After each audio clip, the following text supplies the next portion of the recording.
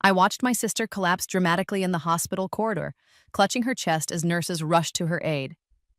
The irony wasn't lost on me. Here I was in my crisp nursing uniform, holding the bottle of her heart medication that I'd just refilled with actual placebos. Sarah had no idea that for the past 6 months, she'd been taking real beta blockers while faking a condition she didn't have. Now that I'd switched them back to sugar pills, her body was experiencing withdrawal from medication she never needed, creating the very symptoms she'd been pretending to have all along. The satisfied smile playing at my lips probably wasn't appropriate for a medical professional, but after 23 years of watching Sarah manipulate our entire family with her elaborate medical charades, I felt nothing but cold satisfaction. This moment had been years in the making, a carefully orchestrated symphony of justice that was finally reaching its crescendo. Code Blue, Cardiac Unit, Room 247, the overhead announcement crackled through the hospital speakers. Sarah's room. I quickened my pace, not out of concern for my sister's well-being, but to ensure I had a front-row seat for the final act of her downfall. The hallway erupted into controlled chaos as the code team rushed past me.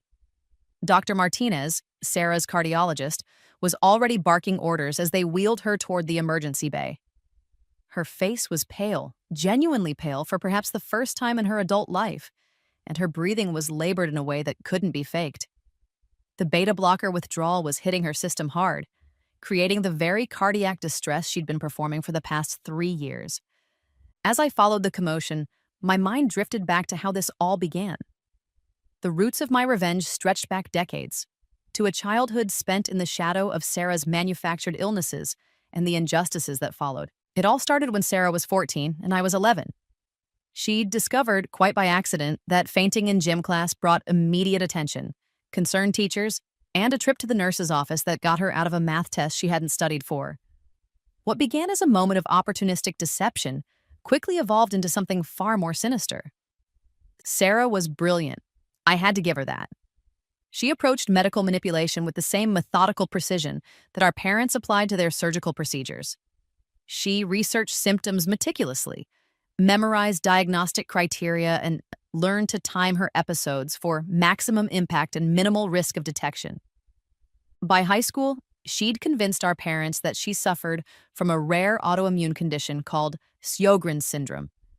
The diagnosis came with a parade of specialists, expensive treatments, and a complete restructuring of our household around her supposed needs. Sarah, who had always been the golden child with her perfect grades and charming personality, now had the added advantage of being the tragic victim of an unfair disease. I watched from the sidelines as our family's entire dynamic shifted to accommodate Sarah's fictional illness. Family vacations were planned around her fatigue cycles. Social events were canceled when she had flare-ups. Most painfully, family resources, both financial and emotional, were increasingly directed toward Sarah's care. Our parents, Dr. Rebecca Chen and Dr. James Chen, were both successful physicians at St. Mary's Hospital. Mom was a neurologist, Dad a general surgeon, and they brought home comfortable 6-figure salaries that should have provided security for both their daughters. Instead, Sarah's mounting medical expenses began to strain even their substantial income. The specialist alone cost thousands.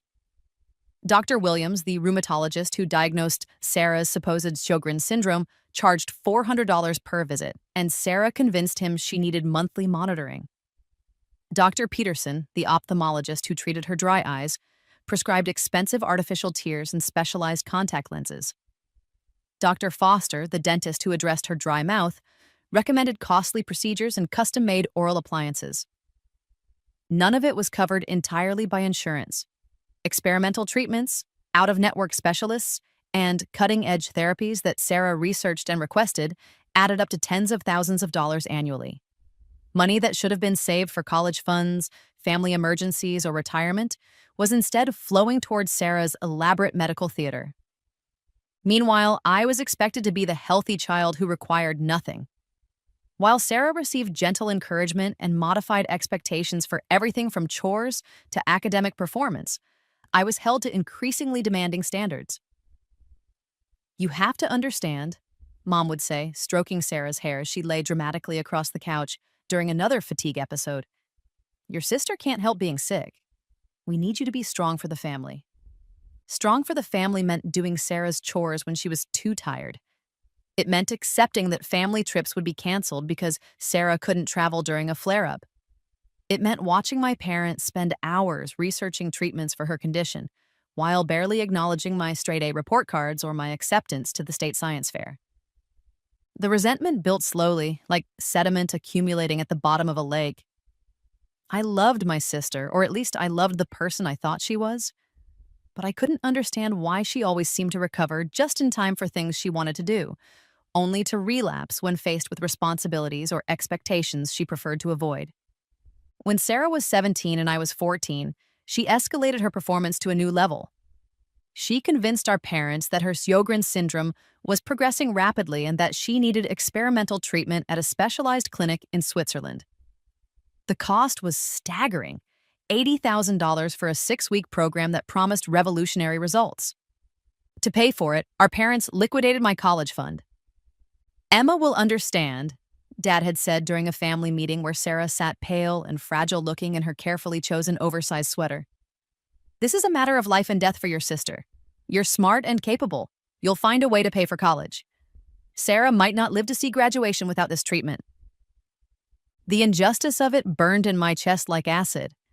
I'd been saving money from part-time jobs since I was 12, adding to the college fund our grandparents had started for me. Watching years of careful planning and sacrifice disappear to fund Sarah's latest dramatic production felt like a physical assault, but the real betrayal came 6 months later, when Sarah returned from Switzerland with glowing reports of her improvement and immediately began planning her senior year activities. She joined the drama club, started dating the captain of the basketball team, and threw herself into college applications with the energy of someone in perfect health. The experimental treatment had apparently been miraculous. Sarah's fatigue disappeared, her dry eyes cleared up, and her overall health improved dramatically. She was accepted to Northwestern University with a full scholarship. Not a medical scholarship for disabled students, but an academic scholarship based on her excellent grades and extracurricular activities. I watched this transformation with growing suspicion. If Sarah had truly been as sick as she'd claimed, how could she recover so completely and so quickly? If the Swiss treatment had been so effective, why wasn't she continuing the protocols that had supposedly saved her life?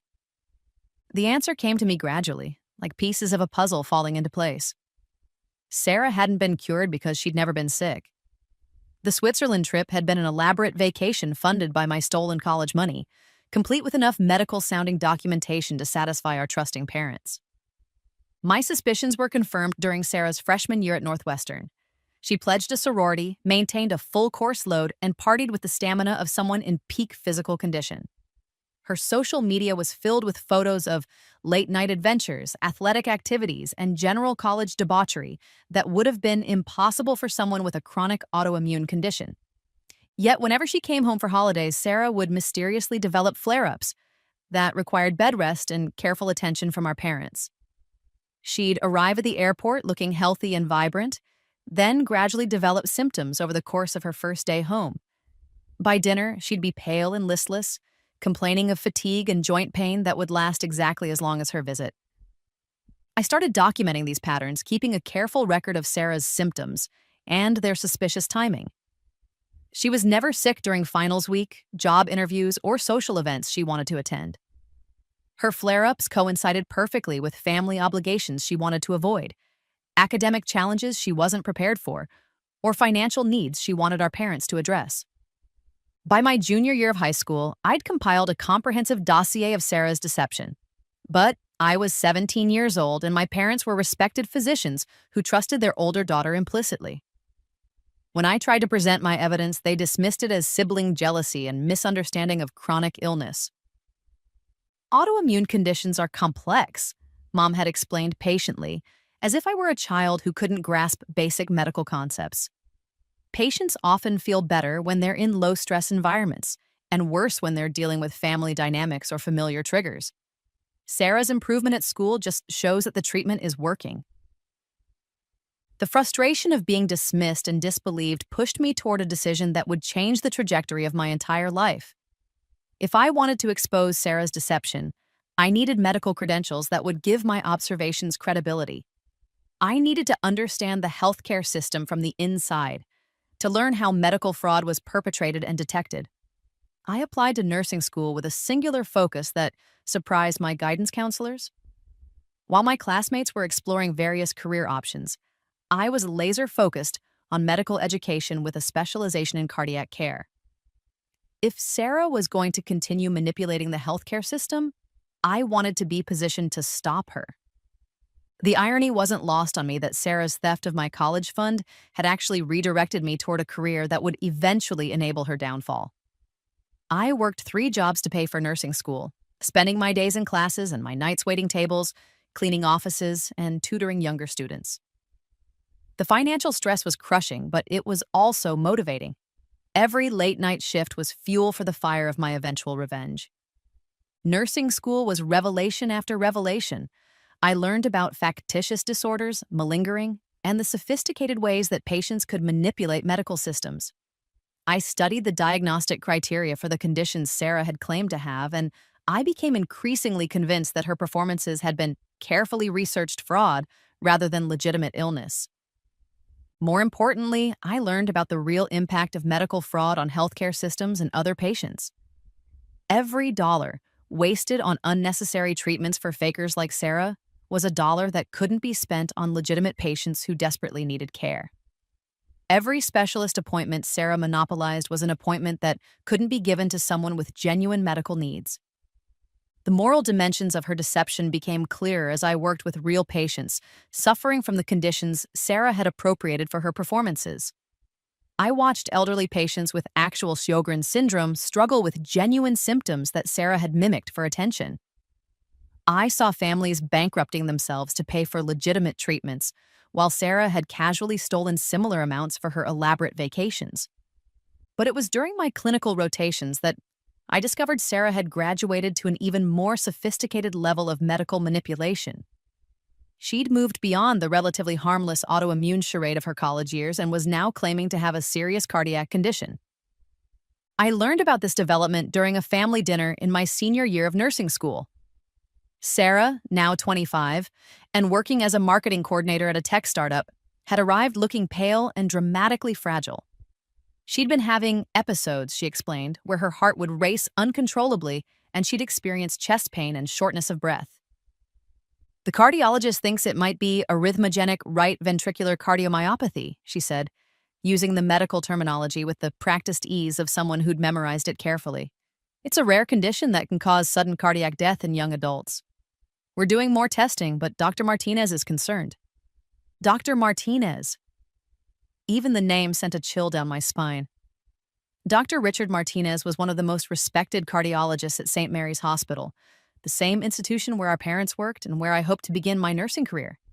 If Sarah was manipulating him, she was playing in the major leagues of medical deception.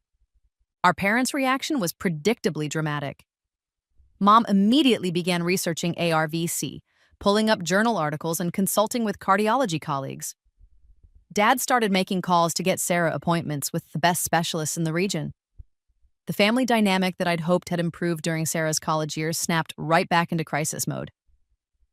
"We'll get you the best care available," Dad promised, holding Sarah's hand as she sat dramatically in her chair, occasionally pressing her palm to her chest as if feeling irregular heartbeats. Money is no object when it comes to your health. I bit my tongue to keep from screaming. Money was no object for Sarah's health, but it had been a very real object when it came to my education. The double standard was so blatant it was almost comical, except that I was the one who'd suffered the consequences. That night, I made a decision that would define the next phase of my life. I was going to expose Sarah's cardiac charade, but I was going to do it properly this time.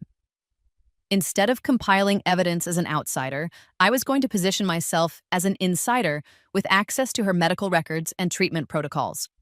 I applied for a position in the cardiac unit at St. Mary's Hospital immediately after graduation. The application process was competitive, but my excellent grades and glowing recommendations from clinical instructors helped me secure the position. When the hiring manager asked why I was specifically interested in cardiac nursing, I gave them a carefully prepared answer about wanting to help families dealing with heart disease, neglecting to mention that the family I most wanted to help was my own, and the help I had in mind was exposing a fraud. My first year as a cardiac nurse was intensive training in both the medical and administrative aspects of heart care. I learned to read EKGs, monitor cardiac rhythms, administer heart medications, and recognize the signs of genuine cardiac distress. More importantly, for my long-term plans, I learned how the hospital's record-keeping systems worked, how medications were tracked and dispensed, and how patient information was stored and accessed. I also learned that Dr. Martinez was indeed treating Sarah for a supposed cardiac condition, and that her case was considered unusual and concerning. Her symptoms were inconsistent with typical patterns, her test results were ambiguous, and her responses to treatment were unpredictable. Dr. Martinez had admitted to colleagues that he was puzzled by her case and was considering referring her to a specialist at the Mayo Clinic. The fact that Sarah was baffling one of the region's best cardiologists was both impressive and infuriating. She'd clearly refined her techniques since the autoimmune fraud of her college years. Her cardiac performance was sophisticated enough to fool a specialist, which meant she'd done extensive research and was probably using more advanced methods to create convincing symptoms. It took me 6 months of careful observation and strategic positioning before I was assigned as one of Sarah's regular nurses during her monthly cardiology appointments. The hospital rotated nursing assignments to prevent conflicts of interest and ensure fresh perspectives on patient care, but I'd learned to work the system through shift swaps and schedule requests. The first time I walked into Sarah's appointment as her assigned nurse, her surprise was genuine. We hadn't seen each other in several months, and she clearly hadn't expected to encounter me in a professional capacity at her doctor's office. "Emma!" she exclaimed, her performance of delighted surprise absolutely convincing. "I had no idea you worked here. What a wonderful coincidence." "Dr. Martinez, this is my little sister. She's a nurse." Dr. Martinez had smiled warmly, clearly pleased by what appeared to be a heartwarming family connection. "How wonderful, Sarah. You never mentioned you had a sister in healthcare." "Emma, it's a pleasure to meet you. Sarah is one of our most interesting cases. We're working hard to manage her arrhythmia." "I specifically requested the cardiac unit," I'd said, playing my role perfectly. "I wanted to understand heart conditions better, maybe help other families going through what ours has experienced." Sarah's eyes had gleamed with satisfaction. Even in her supposed vulnerability, she couldn't resist the opportunity to be the center of attention. The brave patient with the devoted sister who'd chosen her career path out of concern for her condition. What followed were months of careful observation and documentation. I gained access to Sarah's complete medical records through legitimate nursing duties, and I studied every test result, every symptom report, and every treatment protocol. What I found was a masterpiece of medical manipulation that was far more sophisticated than her previous frauds. Sarah had learned to game the system at a level that was almost impressive. She'd researched cardiac conditions extensively, focusing on ARVC, because it was rare enough that most doctors had limited experience with it and because its symptoms were subjective enough to be difficult to verify objectively. The brilliance of her chosen condition was that ARVC often presents with intermittent symptoms that can be hard to capture on standard testing. Patients might have normal EKGs between episodes, making the condition challenging to diagnose definitively. Sarah had positioned herself perfectly in the gray area between clearly diseased and obviously healthy that made doctors err on the side of caution. But I was beginning to see the patterns that Dr. Martinez was missing. Sarah's episodes always occurred at convenient times, never during important work presentations or social events, but frequently before medical appointments or family gatherings where she wanted sympathy and attention. Her symptoms were always dramatic enough to be concerning but never severe enough to require emergency intervention. More tellingly, her responses to medication were suspicious. Dr. Martinez had prescribed beta blockers to help control her supposed arrhythmias, but Sarah's reported improvement was inconsistent with the medication's expected effects. Sometimes she claimed the drugs helped dramatically, other times she insisted they made her symptoms worse, often depending on what kind of attention she was seeking. That's when I realized Sarah was probably manipulating her medication regimen to create symptoms on demand. Beta blockers work by slowing heart rate and reducing blood pressure. If someone took extra doses before a medical appointment, they could create symptoms like fatigue and dizziness that would concern a cardiologist. If they skipped doses for several days, then took a large amount, they could trigger rebound hypertension and irregular heartbeats. The medication manipulation theory explained everything: the inconsistent symptoms, the puzzling test results, and the unpredictable responses to treatment. Sarah wasn't just passively faking symptoms, she was actively creating them through careful pharmaceutical manipulation. But proving this would require more than observation and theory. I needed evidence, and getting that evidence would require me to take risks that went far beyond anything I'd contemplated before. The opportunity came when Sarah mentioned during a family dinner that she was planning something special for her upcoming engagement. She'd been dating Marcus Webb, a brilliant cardiothoracic surgery fellow at the hospital, for 8 months. Marcus was everything Sarah typically looked for in a partner: successful, wealthy, and completely devoted to her well-being.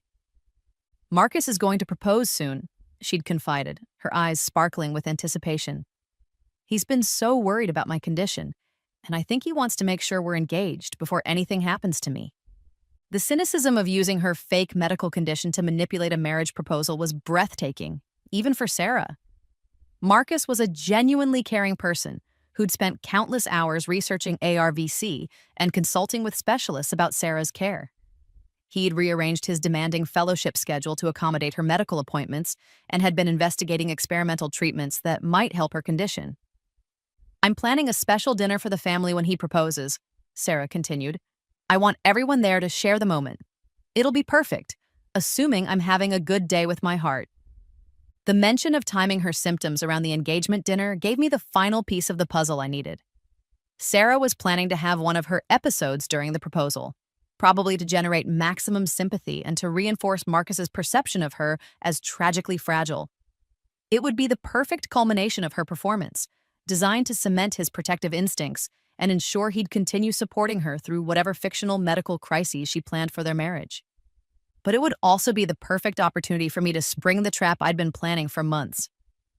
I'd spent weeks researching Sarah's medication regimen and had identified the perfect method for exposing her fraud.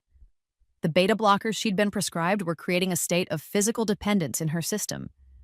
If someone had been taking them regularly for months and then suddenly stopped, their body would experience withdrawal symptoms that included exactly the cardiac issues she'd been pretending to have: racing heart, irregular rhythms, chest pain, and shortness of breath. The beautiful irony was that Sarah's fake condition could be made temporarily real by withdrawing the medication she'd been using to manipulate her symptoms.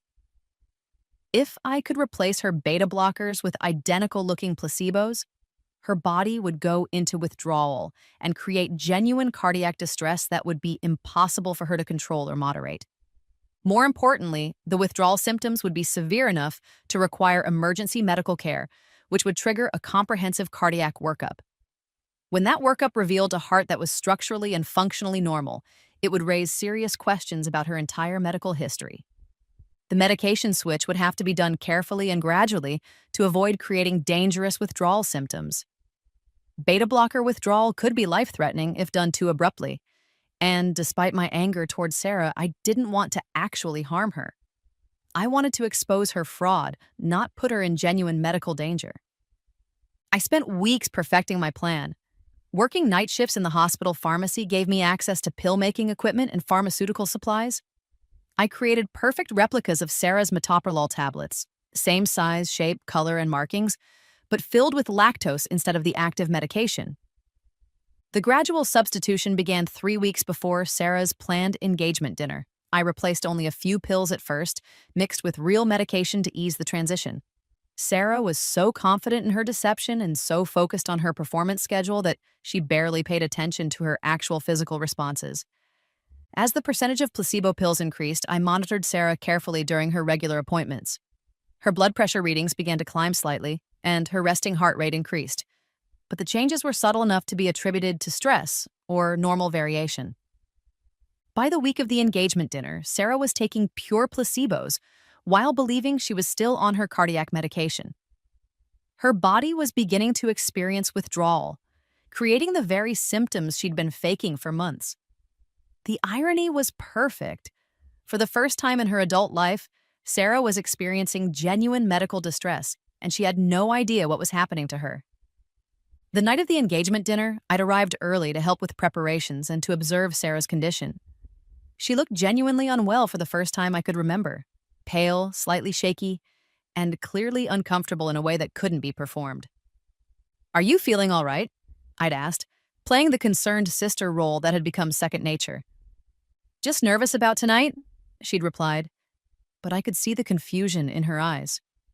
Her body was betraying her in ways she couldn't control or understand, creating symptoms that felt different from her usual calculated performances. The dinner had started beautifully. Our parents were in their element, discussing their latest research projects, while Marcus shared stories from his surgical training.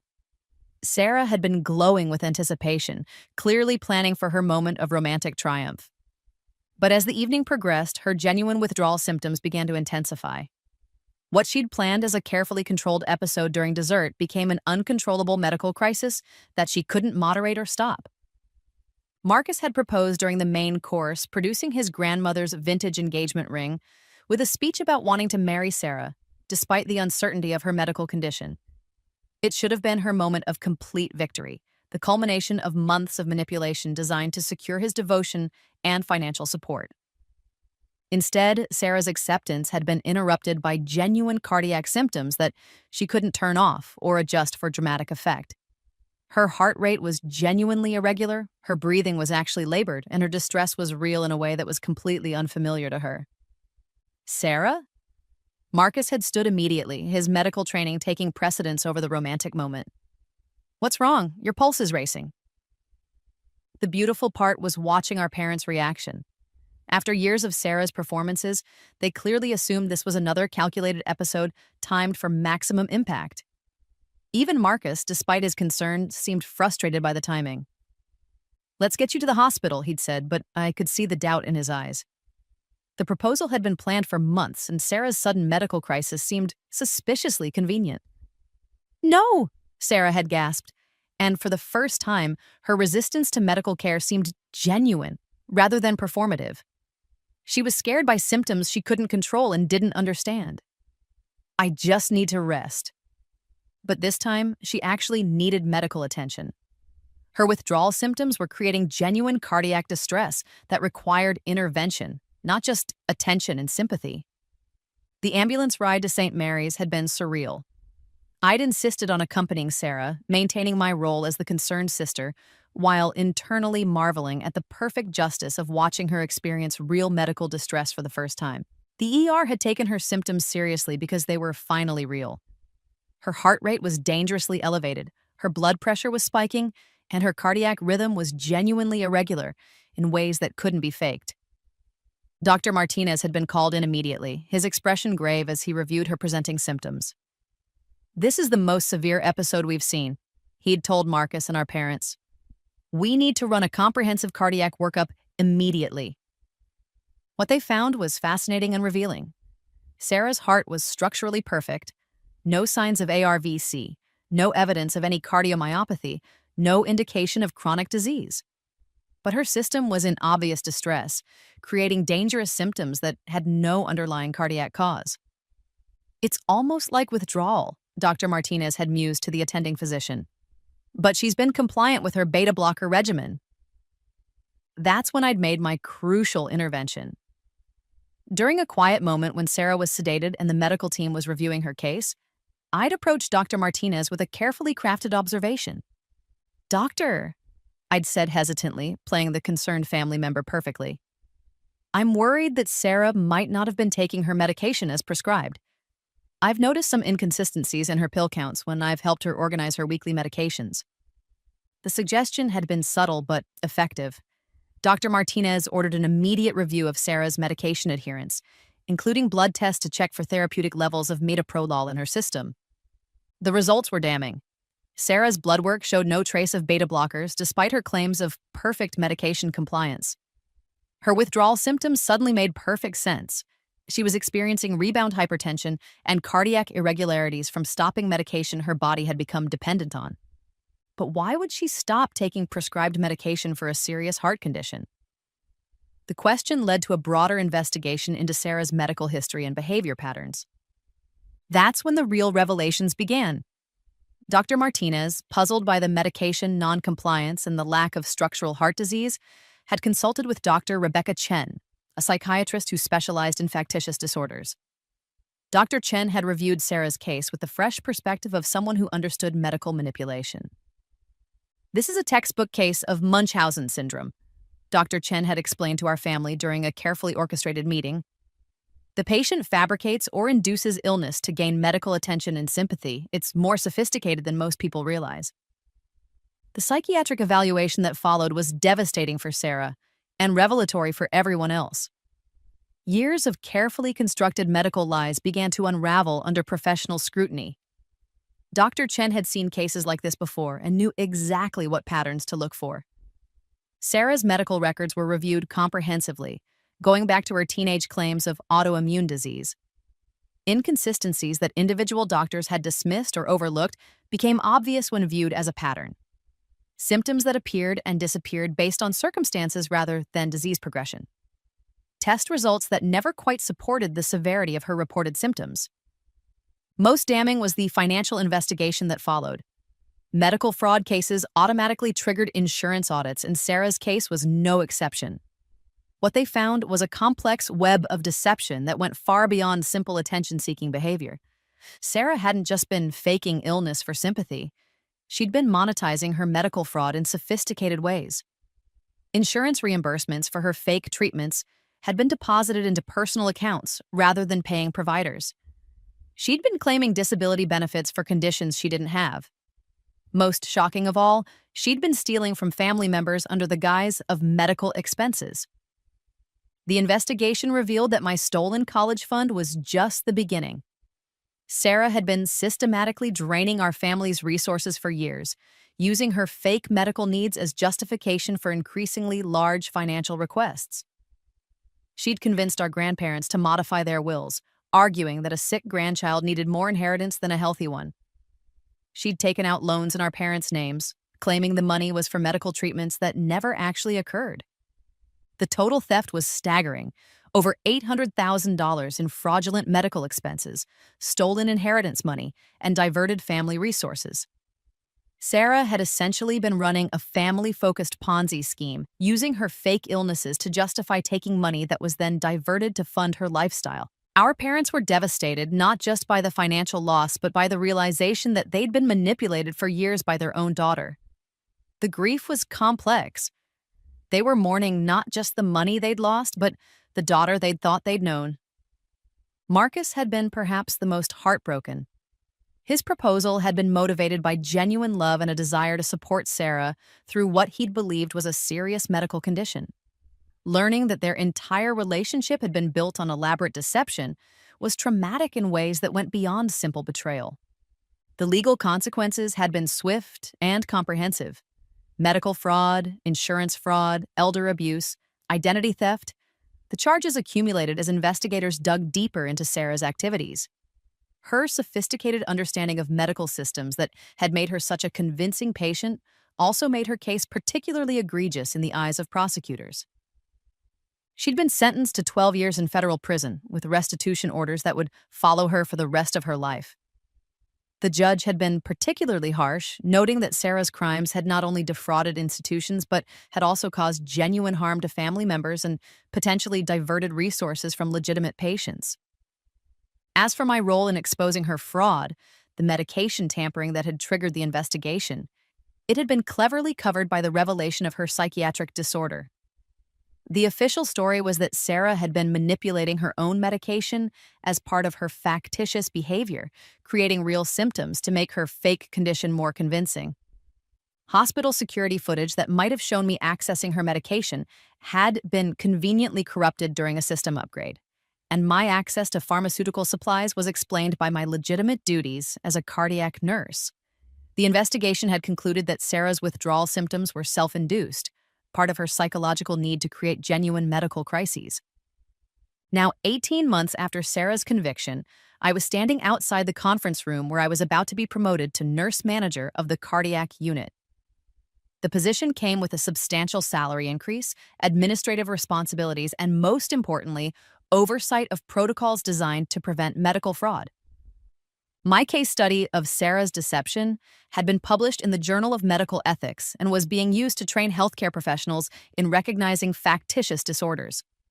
I'd become a sought-after consultant for hospitals dealing with suspected medical fraud, and my expertise was helping protect the healthcare system from predators like my sister. The financial restitution process had recovered most of our family's stolen money, with interest and penalties that actually left us better off than we would have been originally. My college loans were paid off, and I had enough remaining to start planning for medical school, a dream that was now achievable thanks to the very fraud that had once seemed to destroy it.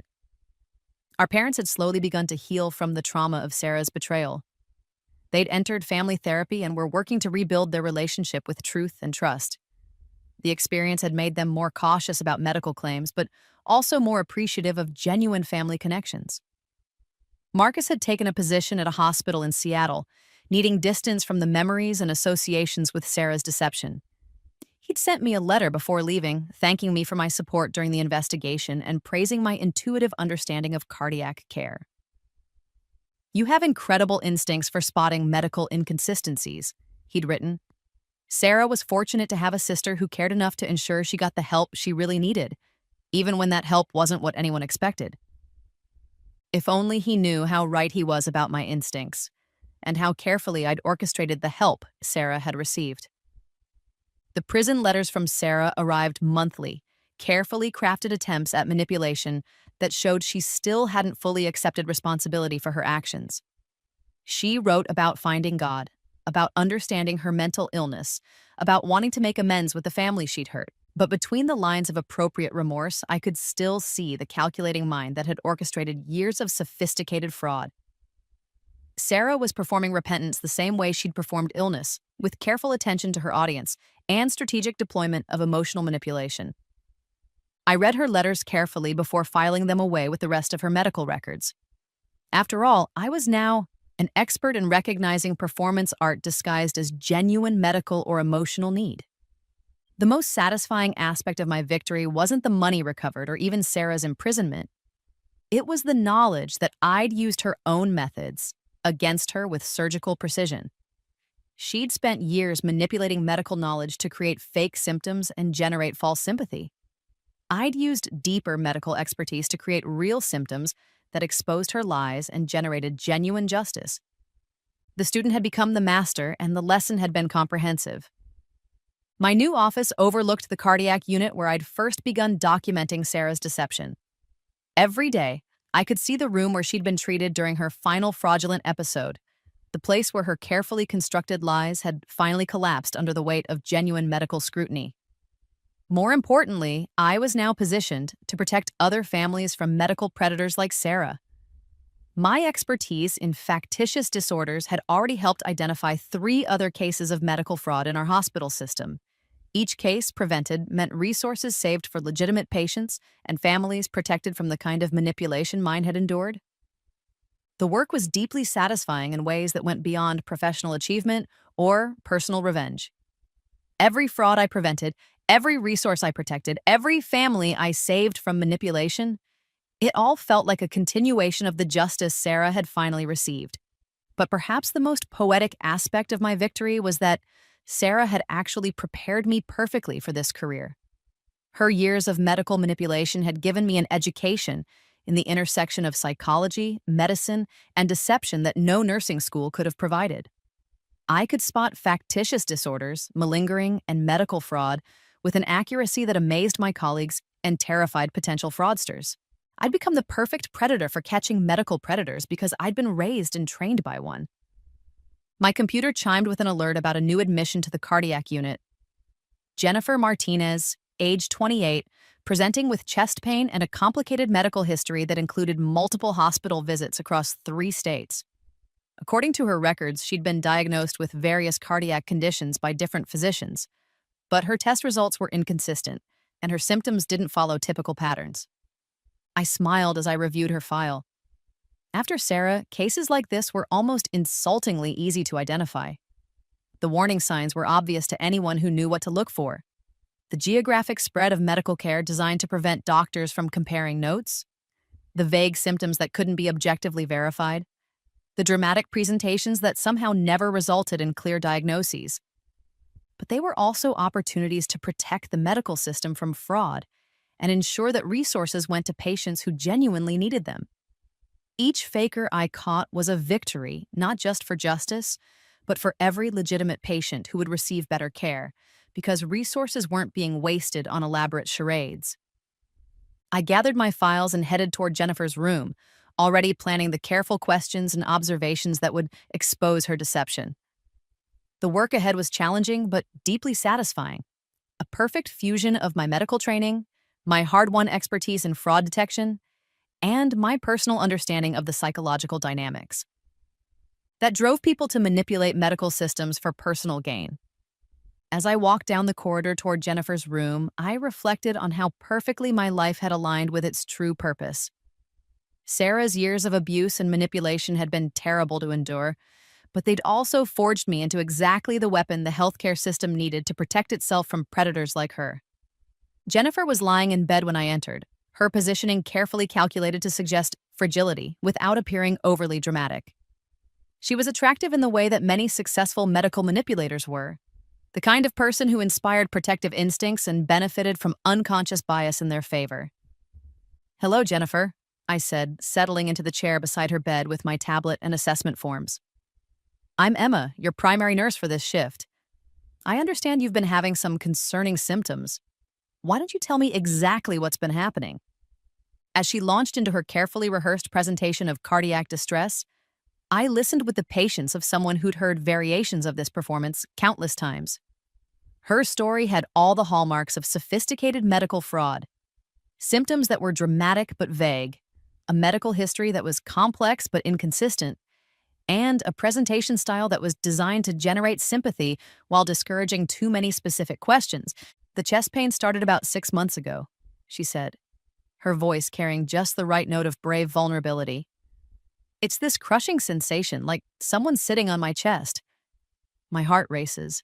I can't catch my breath, and sometimes I feel like I'm going to die." Classic angina symptoms, described with textbook precision. But her delivery was too smooth, too practiced. Real patients struggling with genuine cardiac symptoms usually had more difficulty articulating their experiences, more uncertainty about the exact nature of their distress. "Have you noticed any patterns to when these episodes occur?" I asked, making notes on my tablet while carefully observing her body language. "They seem random," she replied quickly, too quickly. "Sometimes they happen when I'm resting, sometimes when I'm active. There's no real trigger that I can identify." Another red flag. Legitimate cardiac symptoms almost always had identifiable triggers or patterns, even if patients weren't initially aware of them.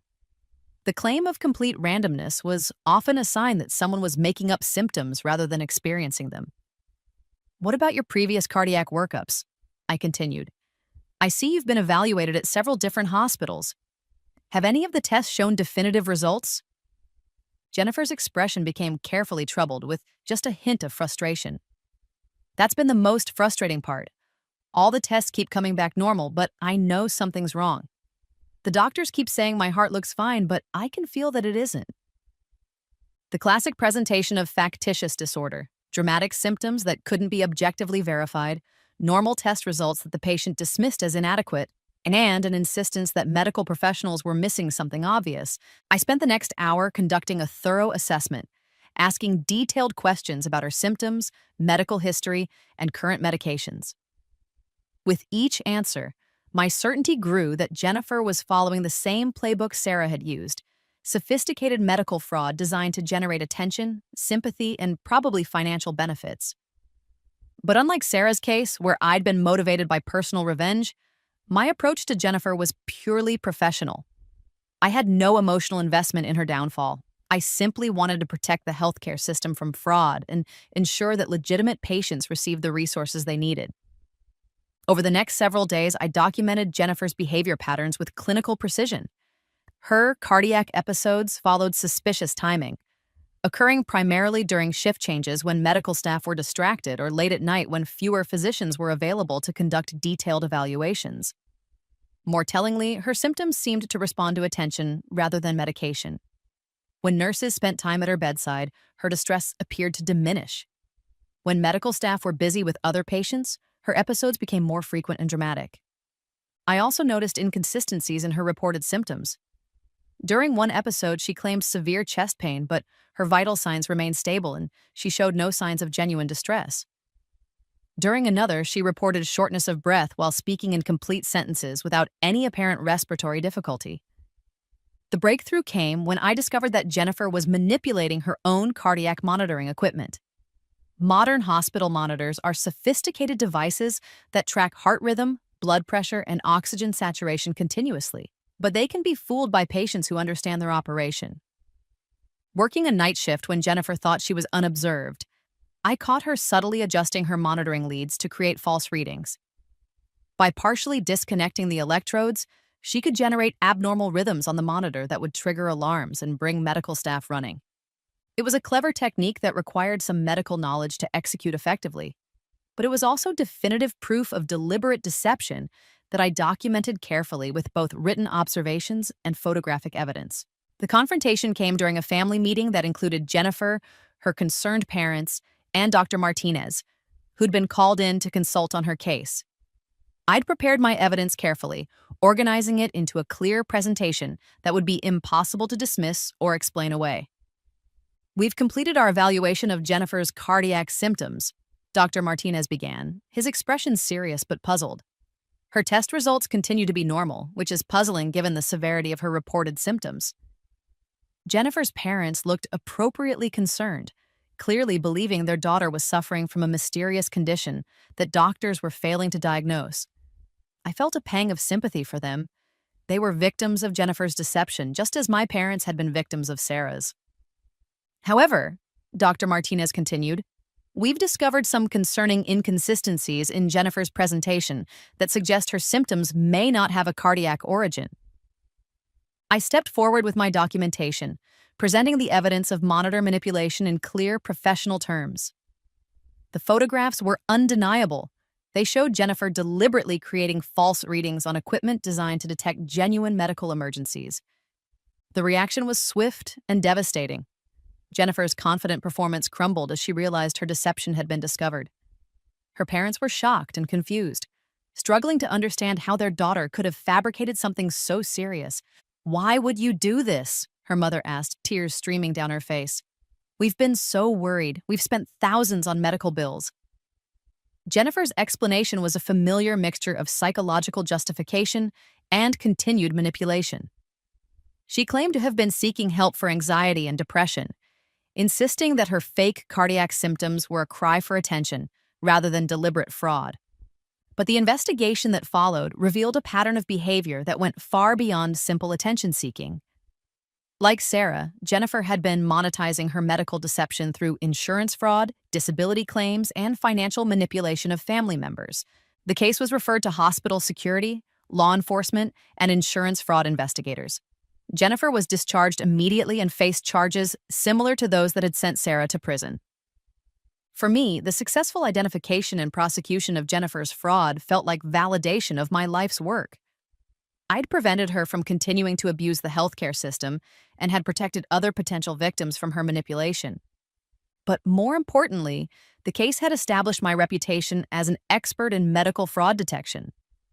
Other hospitals began consulting with me on suspicious cases. Medical schools invited me to lecture on factitious disorders, and insurance companies sought my expertise in investigating questionable claims. 6 months later, I received news that would have seemed impossible during the dark years of Sarah's abuse. I had been accepted to medical school with a full scholarship based on my published research in medical fraud detection. The scholarship was funded by a foundation dedicated to improving healthcare integrity, an organization that specifically sought to support professionals who demonstrated expertise in protecting medical resources from abuse. My acceptance letter had noted that my unique background and proven ability to identify medical deception made me an ideal candidate for their program. I would be studying to become a physician with a specialization in internal medicine and a focus on healthcare fraud prevention. The irony was perfect. Sarah's theft of my original college fund had led me to nursing school, where I'd developed the expertise to expose her fraud. That expertise had now earned me a medical school scholarship that was more valuable than the money she'd stolen. I was going to become Dr. Emma Chen, a physician whose career would be dedicated to protecting the healthcare system from predators like my sister. The day I received my acceptance letter, I sat down to write Sarah one final letter. She was now 3 years into her 12-year sentence, and her monthly correspondence had become increasingly desperate as she realized her family had permanently moved on without her. Dear Sarah, I wrote, I wanted to share some exciting news with you. I've been accepted to medical school with a full scholarship. My research on medical fraud detection has opened doors I never could have imagined when you stole my college fund all those years ago.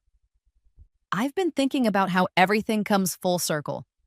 Your theft led me to nursing school, where I learned to spot the kind of deception you specialized in. Your fraud led to my expertise in medical manipulation, which has now earned me a scholarship to become a doctor. In a way, you've been the greatest teacher I've ever had. You showed me exactly what kind of person I never wanted to become, and you gave me the skills to recognize and stop people like you. I'll be starting my medical education next fall with a focus on internal medicine and healthcare fraud prevention. By the time you're released from prison, I'll be Dr. Chen, working to protect the medical system from the kind of sophisticated fraud you pioneered. I want you to know that I'm not angry anymore. I'm grateful. Your abuse taught me strength, your theft taught me resourcefulness, and your fraud taught me expertise that has become my life's calling. Every patient I protect from medical predators, every family I save from manipulation, every dollar I preserve for legitimate medical care, it's all part of the justice you set in motion when you chose to steal from me. Thank you for making me exactly the person the world needed me to become. Your sister, Dr. Emma Chen, soon to be. I sealed the letter and placed it in my desk drawer, deciding not to send it after all. Sarah didn't deserve to know about my success, and she certainly didn't deserve credit for teaching me anything positive. Instead, I called our parents to share the news of my acceptance. Their joy was uncomplicated by the complex emotions that still surrounded Sarah's imprisonment. They were proud of my accomplishments and excited about my future in medicine. We always knew you were special, Mom said, her voice warm with genuine affection. Your determination and integrity have been remarkable to watch. You're going to be an excellent physician. Sarah used to be so jealous of your intelligence, Dad added, then stopped himself. We still didn't talk about Sarah much. The wounds were too fresh, and her betrayal had been too comprehensive. I think I understand now why everything happened the way it did, I said carefully. All of it, the theft, the lies, the years of manipulation. It was preparation for what I'm supposed to do with my life. Medical school passed in a blur of intensive studying, clinical rotations, and research projects focused on healthcare fraud. My unique background made me a sought-after collaborator for professors studying factitious disorders and medical deception. During my internal medicine rotation, I encountered several more cases of suspected medical fraud and was able to identify patterns that other physicians missed. My success rate in detecting factitious disorders was unprecedented, leading to publications in major medical journals and speaking invitations at national conferences. By my 4th year, I had already been accepted for a residency program in internal medicine at a prestigious hospital that specifically wanted my expertise in fraud detection. My career path was clear. I would become a physician who specialized in legitimate internal medicine, while also serving as a consultant for cases involving suspected medical deception. The night before my graduation from medical school, I received an unexpected visitor. Marcus Webb had driven down from Seattle, where he'd built a successful cardiothoracic surgery practice, to congratulate me on my achievement.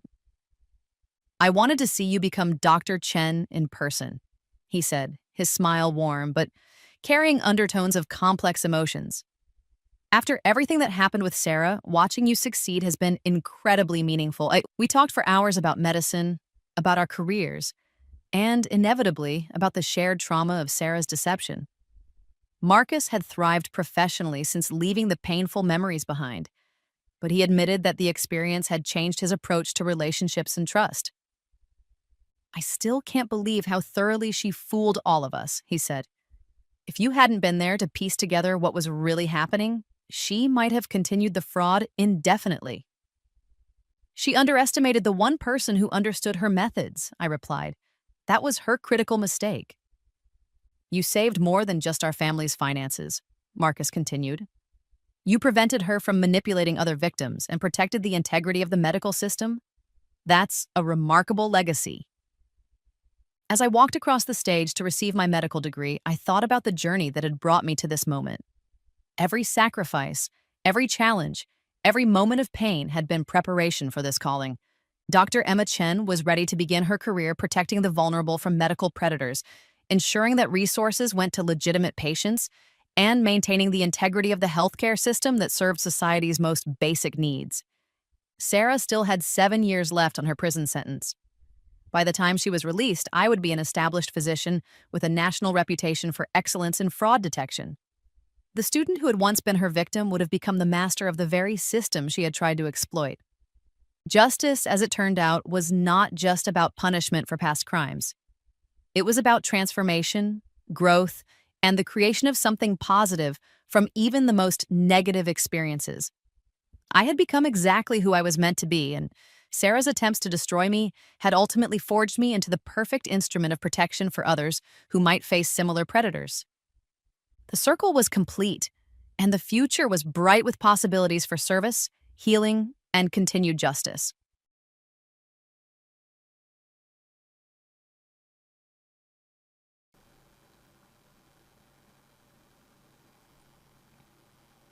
We love Intercourse, Pennsylvania.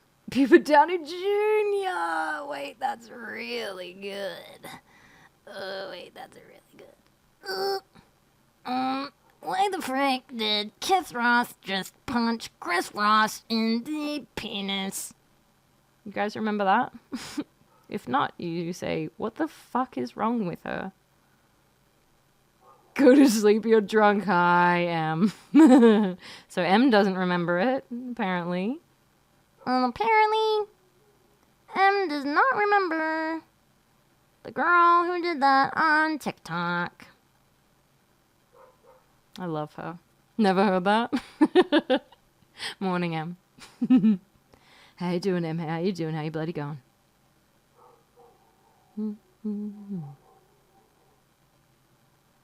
Damn dogs are going off. All these damn dogs.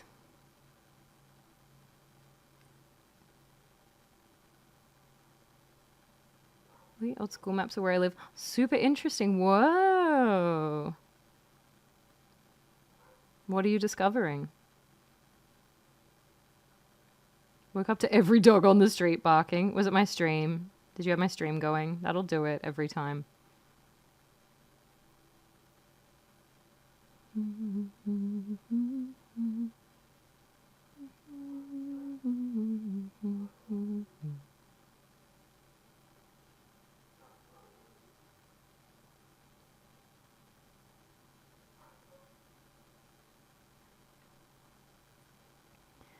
Did you have to learn that New Jersey accent to fend off muggers in New York?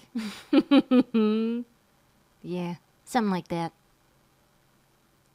Not enough to leave your stream on when I'm sleeping. That's honestly really smart. You'd have some fucking weird dreams. Pubert.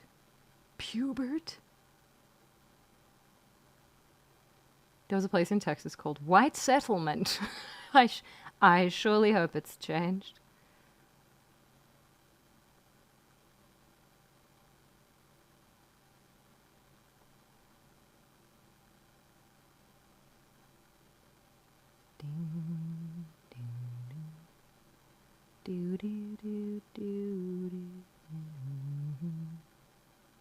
Showed me my dream once. That was more than weird enough. Well, yeah, I had that one dream for you. You weren't in it, but I was, like, I thought of you in the dream. I was like, oh, I have to tell M. It's because Kate Blanchett was in it.